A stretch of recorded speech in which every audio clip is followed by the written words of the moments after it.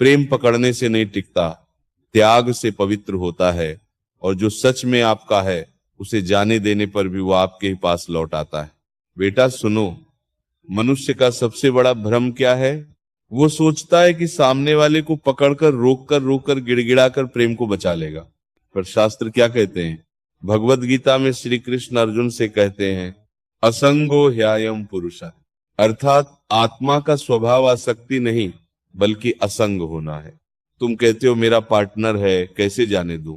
पर पहले ये समझो, क्या वो सच में रुका हुआ है? शरीर पास हो सकता है, पर मन यदि जा चुका है तो वह पहले ही दूर हो चुका है। जब मनुष्य का मन हट जाता है तब पकड़ने का हर प्रयास केवल तुम्हें चोट देता है। और जिस प्रेम में स्वाभिमान खो जाए वह प्रेम नहीं, मोह है।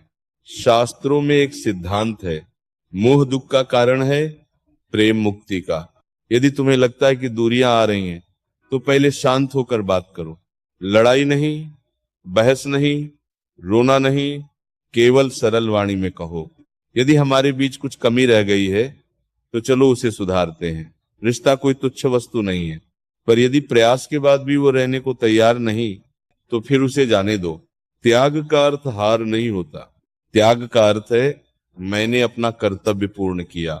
रामचरितमानस में तुलसीदास जी लिखते हैं, जहां सुमति तहा संपत्ति नाना, जहां कुमति तहा विपत्ति निदाना।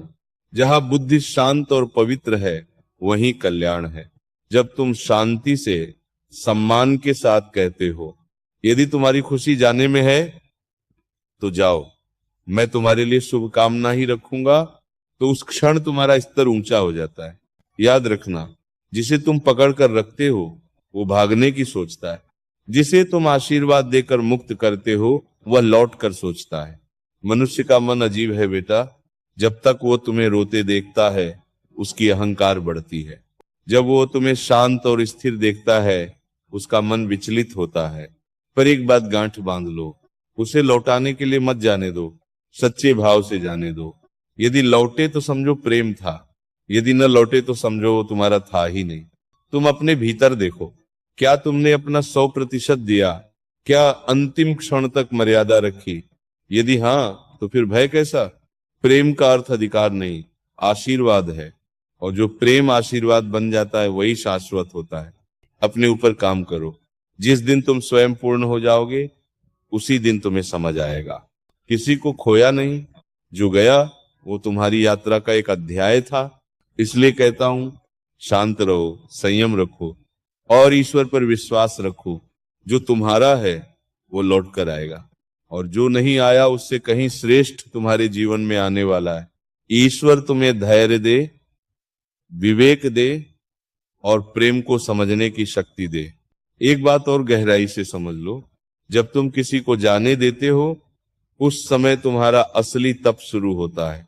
वो बाहर नहीं, भीतर होता है। रात को जब मन याद करेगा, जब मोबाइल उठाकर देखने का मन करेगा, जब पुराने संदेश पढ़ने का मन करेगा, तब खुद से पूछना, क्या मैं प्रेम में हूं या आदत में?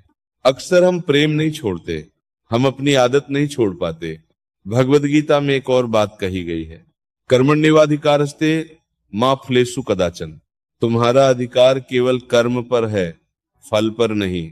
तुम्हारा कर्म था प्रेम करना, सच्चा, पवित्र, मर्यादित। फल क्या होगा ये तुम्हारे हाथ में नहीं। जब ये समझ में आ जाता है तब मन शांत होने लगता है।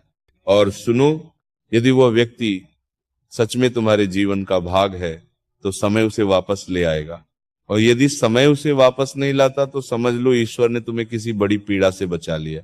श्रीमद् भागवत महापुराण में कहा गया है, ईश्वर कभी भी भक्त का हित नहीं करते, भले उस समय समझ में ना आए। कभी कभी जो टूटता है वही हमें बनाता है, जो चला जाता है वही हमें अपने भीतर ले जाता है। इस समय तुम्हें 3 काम करने हैं।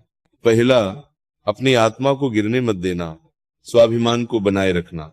दूसरा, उस व्यक्ति के लिए बुरा मत सोचना, क्योंकि जिस दिन तुम बुरा सोचोगे उसी दिन तुम्हारा प्रेम दूषित हो जाएगा। तीसरा, अपने जीवन को रोकना मत। जीवन रुकता नहीं है बेटा, सूर्य रोज उगता है, चाहे किसी का हृदय टूटा हो। तुम भी उठो, अपने शरीर का ध्यान रखो, अपने कार्य में लगो, अपने माता पिता का सम्मान करो, ईश्वर का स्मरण करो, और सबसे महत्वपूर्ण, खुद को दोष देना बंद करो। रिश्ते दो लोगों से बनते हैं। यदि एक ने जाने का निर्णय लिया तो वह भी उसकी यात्रा का हिस्सा है। जब तुम शांत हो जाओगे तब तुम्हें भीतर से एक शक्ति महसूस होगी। वही शक्ति तुम्हें सिखाएगी प्रेम किसी एक व्यक्ति तक सीमित नहीं है। प्रेम तुम्हारा स्वभाव है, और जो व्यक्ति अपने स्वभाव में स्थित हो जाता है उसे कोई छोड़ नहीं सकता, कोई छीन नहीं सकता। अंत में बस इतना कहूंगा, प्रेम करो पर खुद को खोकर नहीं, प्रेम दो पर आत्मसम्मान गिराकर नहीं, और जब समय आए तो जाने देना भी सीखो, क्योंकि जो जाने देने की शक्ति रखता है वही पाने के योग्य बनता है। ईश्वर तुम्हें धैर्य दे, तुम्हारा मन स्थिर करे और तुम्हें सच्चे प्रेम का अनुभव कराए। जब कोई जाता है ना तो केवल एक व्यक्ति नहीं जाता, तुम्हारी उम्मीदें जाती हैं, तुम्हारे सपने जाते हैं, तुम्हारी आदतें जाती हैं, और इन्हीं के टूटने का नाम तुम दिल टूटना रख देते हो। पर सच क्या है? दिल नहीं टूटता, अहंकार टूटता है। वो मेरा है ये भाव टूटता है। उपनिषद में एक गहरी बात कही गई है, नेति नेति, ये भी नहीं वो भी नहीं, अर्थात जो बदल रहा है वो तुम्हारा शाश्वत नहीं है। जिसका मन बदल गया वह शाश्वत कैसे हो सकता है? तुम शाश्वत आत्मा हो और वो भी आत्मा है। दो आत्माएं जब तक एक ही दिशा में चलती हैं तब तक साथ है। दिशा बदल